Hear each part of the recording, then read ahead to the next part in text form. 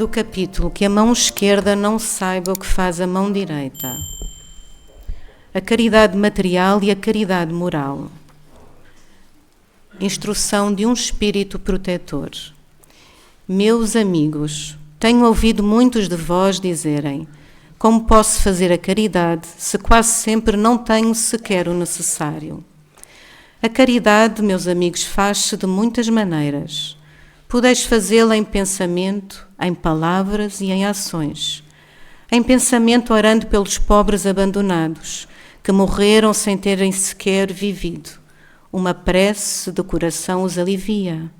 Em palavras, dirigindo aos vossos companheiros alguns bons conselhos. Dizeis aos homens amargurados pelo desespero e pelas privações, que blasfemam do nome do Altíssimo: eu era como vós, eu sofria, sentia-me infeliz, mas acreditei no Espiritismo e vede, agora sou feliz. Aos anciãos que vos disserem: é inútil, estou no fim da vida, morrerei como vivi. Respondei: a justiça de Deus é igual para todos. Lembrai-vos dos trabalhadores da última hora. Às crianças que, já viciadas pelas más companhias, perdem-se nos caminhos do mundo, prestes a sucumbir às suas tentações, dizei: Deus vos vê, meus caros pequenos, e não temei repetir frequentemente estas doces palavras que acabarão por germinar nas suas jovens inteligências, e em lugar de pequenos vagabundos, fareis delas verdadeiros homens. Essa é também uma forma de caridade.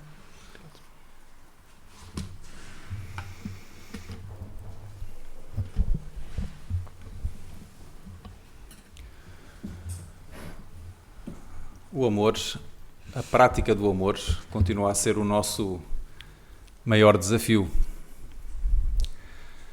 E enquanto espíritos imortais, nós estamos na vida material, mas não somos da vida material. Nós estamos temporariamente a viver uma experiência material, mas a nossa essência e os nossos verdadeiros desafios são espirituais. E diz-nos a máxima da doutrina espírita que não existe salvação, ou seja, não existe solução fora da caridade, isto é, fora do amor. Então, os grandes problemas que nós vivemos na nossa vida, que mais nos afligem, que mais nos perturbam, nomeadamente aqueles que dizem respeito à nossa relação uns com os outros, são problemas que decorrem da nossa incapacidade ou da nossa limitação temporária no amarmos-nos uns aos outros. Então, este é o nosso maior desafio e esta é a nossa maior necessidade. Aprendermos a amar-nos verdadeiramente. É claro que, estando na Terra, nós também vivemos necessidades materiais. Temos problemas materiais práticos que precisamos resolver. Temos que nos alimentar, temos que nos agasalhar, temos que ter abrigo, precisamos de tratar determinadas doenças. E isso requer uma solução imediata. Porque se nós estivermos com fome hoje, nós precisamos de comer hoje. E se não o fizermos durante algum tempo, o nosso corpo morre. E não teremos tempo suficiente para fazer toda a evolução que precisamos para não precisarmos mais de um corpo. Então nós precisamos assegurar a sobrevivência, a preservação do nosso corpo físico, para que, através dele, possamos usufruir das experiências que caracterizam a vida material e que são necessárias para a nossa evolução espiritual. E neste sentido, é claro que nós precisamos colaborar uns com os outros para nos ajudarmos mutuamente a suprir as nossas necessidades de ordem material. E, portanto, aqui esta sensibilidade para a necessidade material do outro é fundamental. Porque quem tem fome, quem tem frio e quem está doente não tem tanta disponibilidade mental para cogitar das coisas do espírito. Hoje nós estamos aqui sentados em cadeiras confortáveis, numa temperatura agradável, com boas condições de som, de luz, etc., para podermos estar confortavelmente concentrados no estudo. Mas se a temperatura estivesse frio, se estivéssemos à chuva, não teríamos tanta disponibilidade mental para refletir, para desafiar as nossas próprias ideias, para equacionar outras perspectivas. Estaríamos mais preocupados em proteger-nos das intempéries. Então é claro que as necessidades do corpo têm que ser atendidas. Mas isto não significa que seja a única coisa que importa. Porque o corpo existe ao serviço do espírito. O espírito é o mais importante. Porque se não fosse a existência do espírito e a necessidade do espírito, nós não precisaríamos do corpo. Então toda a experiência material existe para ajudar o espírito a evoluir. E muitos dos desafios que nós vivemos na própria vida material decorrem de uma necessidade espiritual, nomeadamente de uma necessidade moral.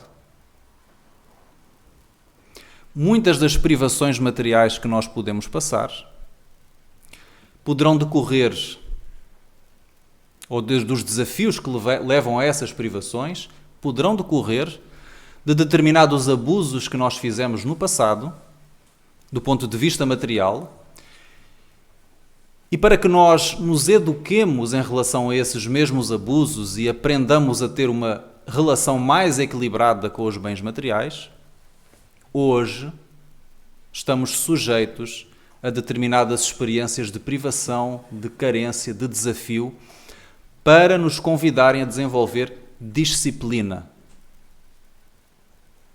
na relação com os bens materiais e a valorizar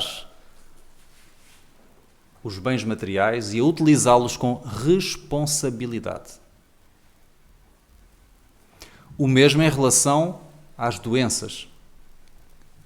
As nossas doenças do corpo resultam de doenças da alma. Então o problema não é a doença do corpo, porque a doença do corpo é um sintoma. A causa é moral. A causa é moral. Para que nós nos curemos definitivamente de todas as nossas doenças, nós precisamos educar-nos moralmente.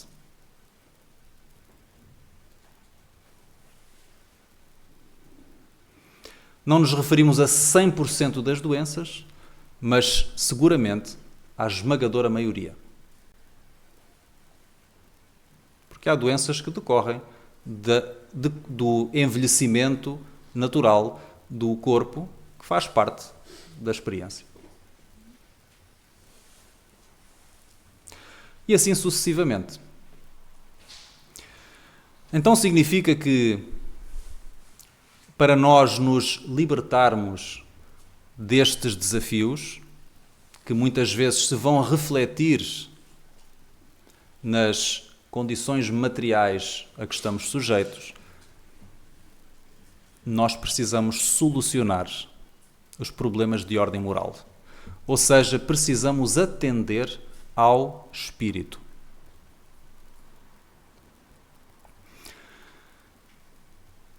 Depois de Jesus ter partido para a pátria espiritual, os seus companheiros, os seus discípulos mais próximos, fundaram a Casa do Caminho em Jerusalém. A Casa do Caminho original. Este é o genérico. E dedicavam-se a cuidar dos doentes, a atender aos mais necessitados, com um foco muito material. Até que alguns se questionaram, bom, e onde é que está a educação da alma? Onde estão os ensinamentos de Jesus? Não basta atendermos aos corpos, porque o Evangelho é roteiro para a alma.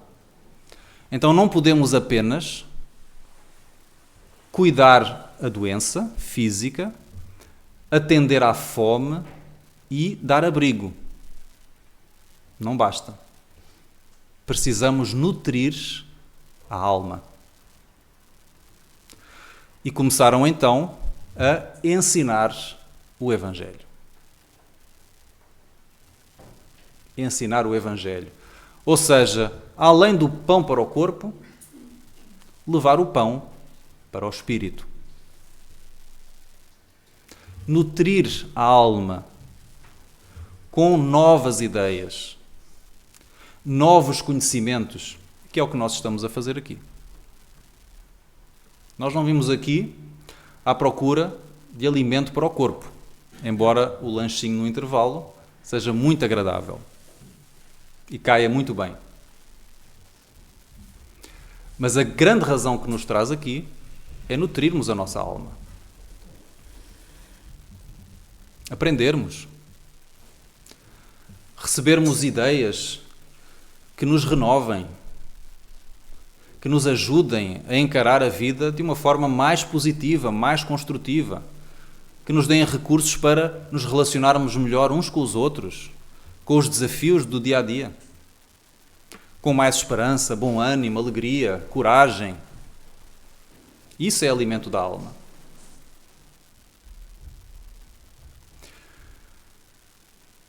E neste sentido, atender à fome da alma é a caridade mais importante.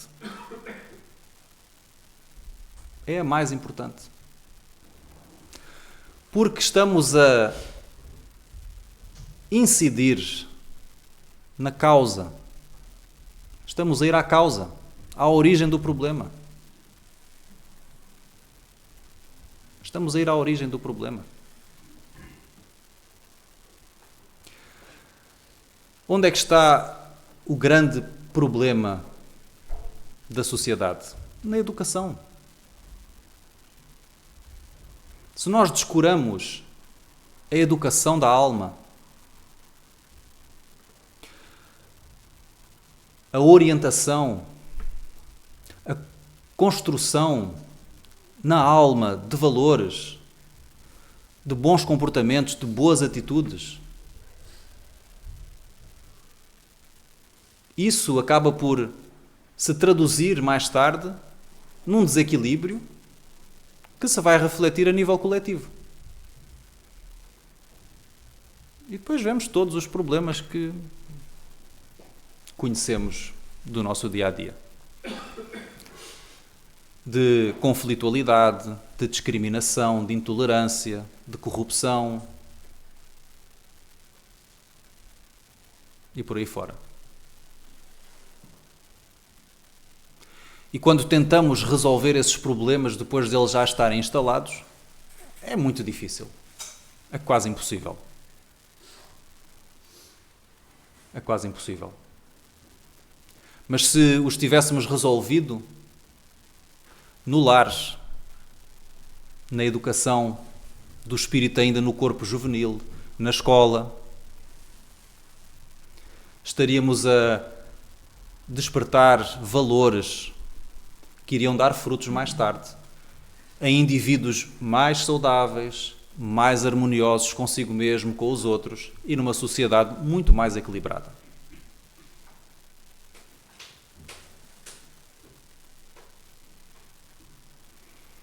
Então a própria sabedoria popular diz isso, não é? Com o ditado, que é um pouco extremo também, não é? Mas que, no fundo, evidencia esta ideia de que burro velho não aprende línguas. É claro que nós estamos sempre a tempo de aprender. Mas há determinadas coisas que, quanto mais cedo aprendermos, melhor. Porque isso traduz-se em hábitos. E depois de um hábito estar instalado, é muito difícil. Não é impossível, mas é difícil de nos libertarmos dele. Assim como é difícil substituí-lo por um hábito melhor.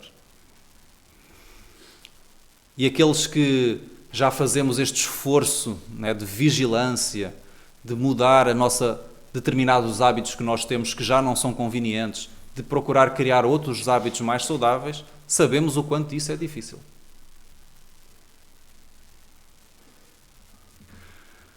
Então, por isso, a doutrina espírita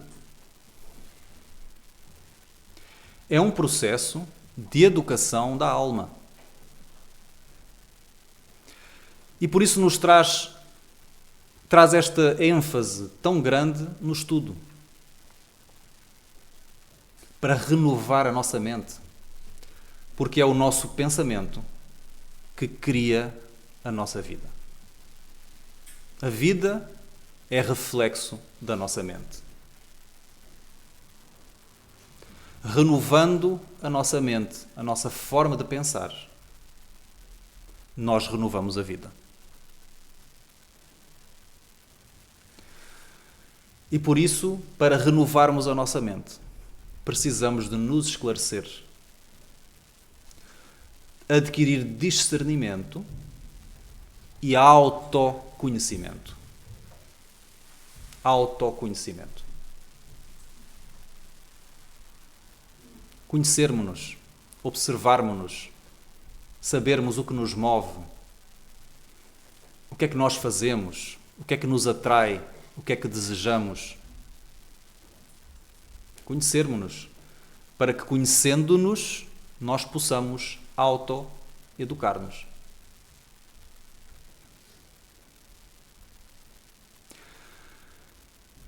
Então,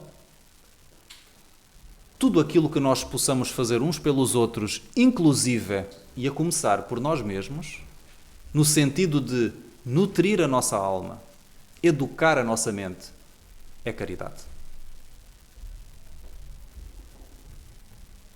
É caridade. Não pensemos que a caridade é dar sopa aos pobres. Também é. Mas e quem não é pobre? Não recebe caridade? Quem está de barriga cheia não precisa de caridade? Quantos têm tudo, do ponto de vista material? Tudo. Património, roupa, boas comidas, até saúde física. E por dentro estão na penúria. Profundamente necessitados. Não têm paz interior. Têm tudo e, no entanto, vivem numa carência. Porque não há nada que verdadeiramente os sacie.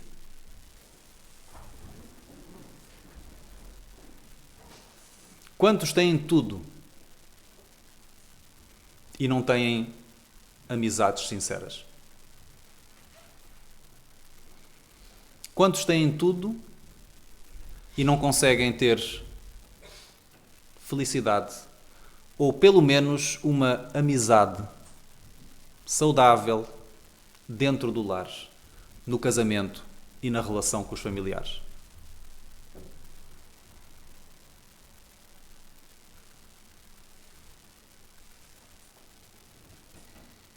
Quantos têm fortunas e mesmo assim sentem necessidade de enganar para adquirir mais? Porque no fundo sentem-se pobres. E quantos têm tão pouco? E aquilo basta-lhes, porque com o pouco que têm, eles sentem-se ricos. Quem é que precisa de caridade?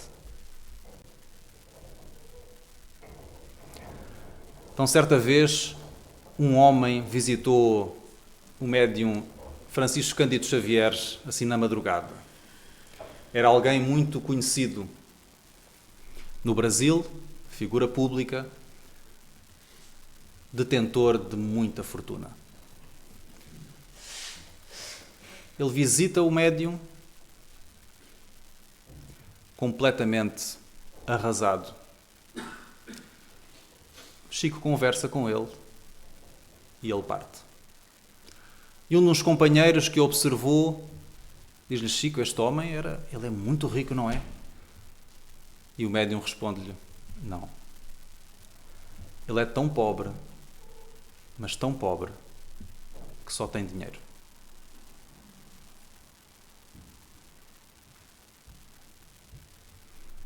Porque a verdadeira riqueza é aquela que nós conseguiremos levar connosco quando o véu do teatro da vida descer e nós partirmos para o mundo espiritual.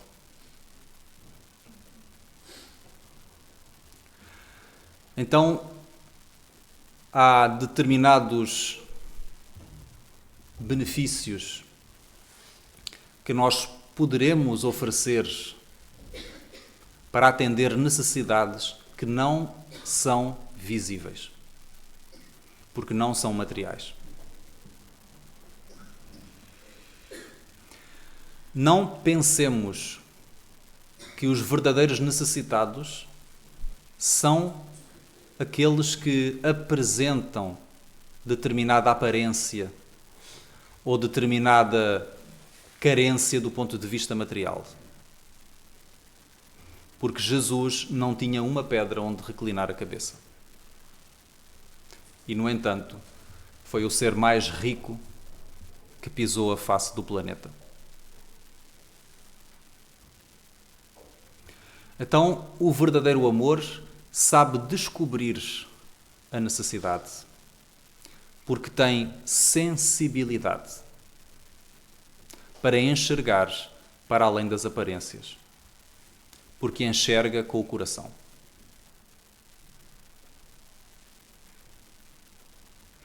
Porque olha para o indivíduo para além da aparência. Vê um espírito e consegue apreender o estado em que aquela alma se encontra e o que é que ela verdadeiramente necessita. E isto nós só conseguimos se permitirmos conhecer o outro, interagir com o outro, sem preconceitos, sem defensividade. Conhecer o outro, observar aquilo que o outro nos traz. E muitas vezes nós vamos ser surpreendidos, porque vamos encontrar necessidades que nós não fazíamos ideia que aquela alma experimentava.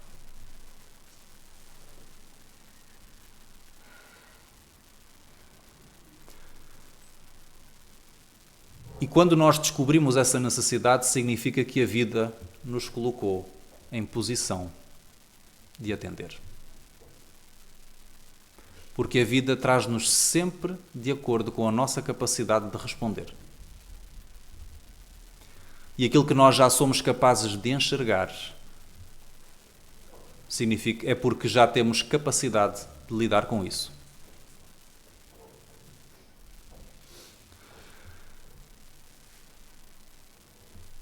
E nesses momentos depende da nossa sensibilidade também compreender o que é que nós podemos oferecer. Às vezes é simplesmente escutar o outro. Escutar o outro. Estar ali para o outro.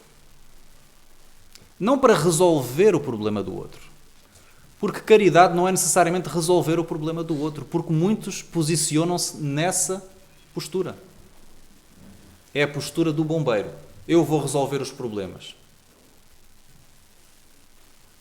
Mas Jesus disse-nos: vinde a mim, vós que estáis cansados, sofridos, e eu vos aliviarei. Não disse porque eu vou resolver os vossos problemas. Eu vos aliviarei. Porquê? Porque os problemas fazem parte da nossa experiência e são necessários para a nossa aprendizagem.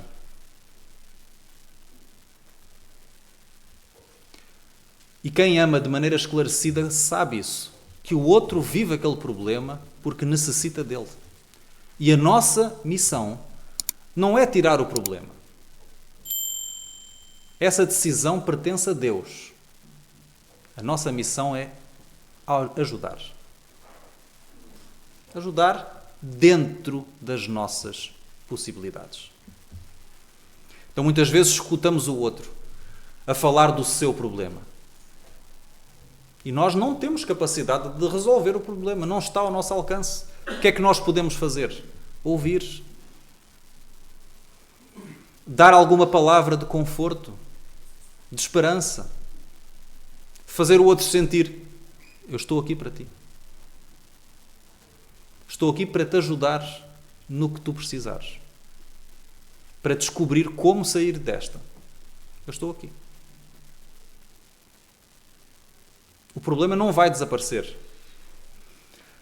Mas talvez a atitude interior da pessoa se altere. Talvez a atitude interior da pessoa se altere. Porque algo dentro dela muda. Algo dentro de nós muda quando nos sentimos amados.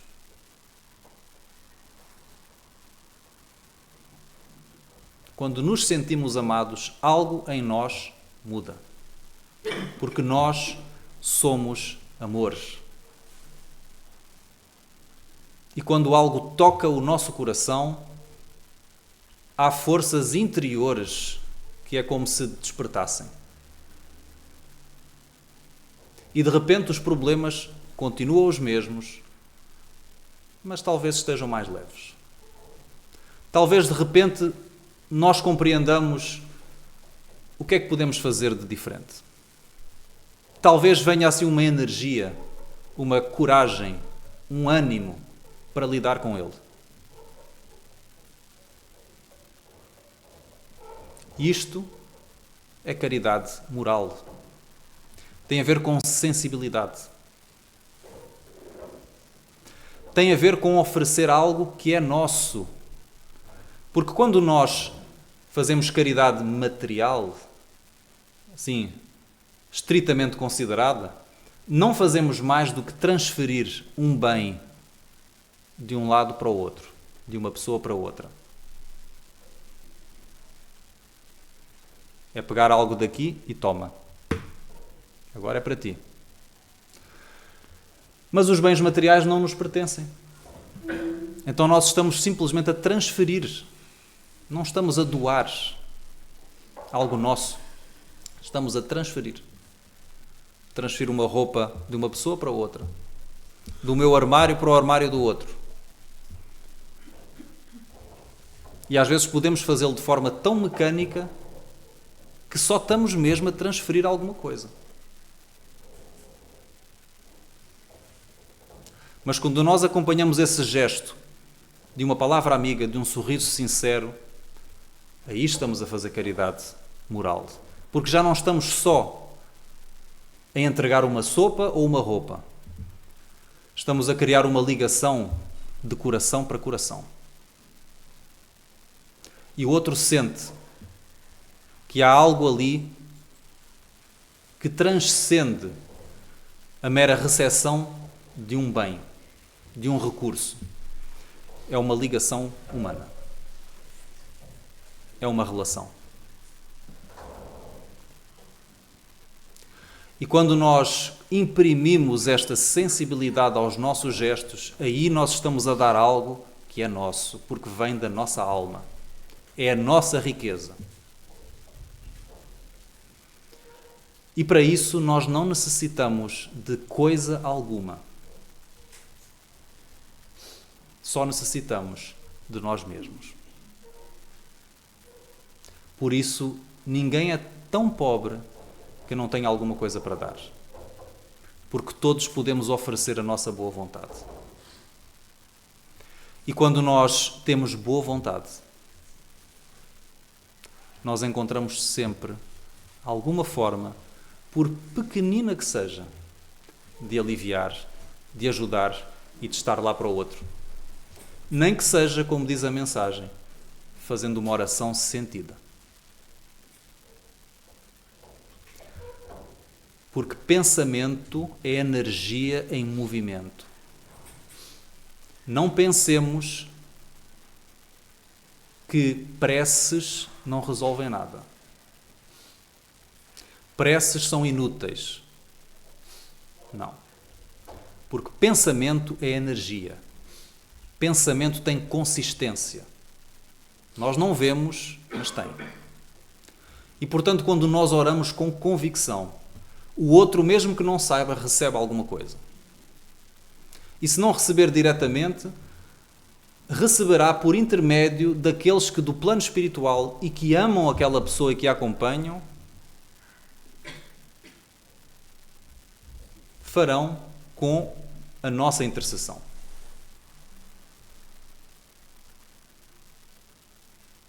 Então nós temos sempre alguma coisa para oferecer. O que nós precisamos é cultivar dentro de nós boa vontade, que é a vontade do bem.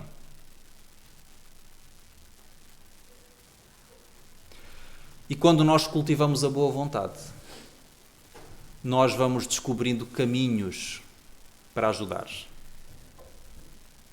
Que nem sempre são óbvios, mas que quem ama descobre. Porque não procuremos conter amor e caridade em algum par de gestos que cabem assim numa lista. Porque as expressões do amor são infinitas, como infinito é Deus.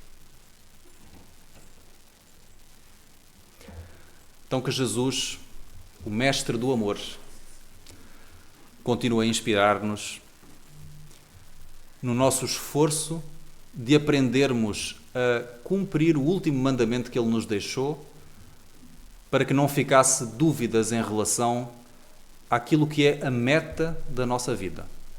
Amai-vos uns aos outros, como eu vos amei. Muita paz.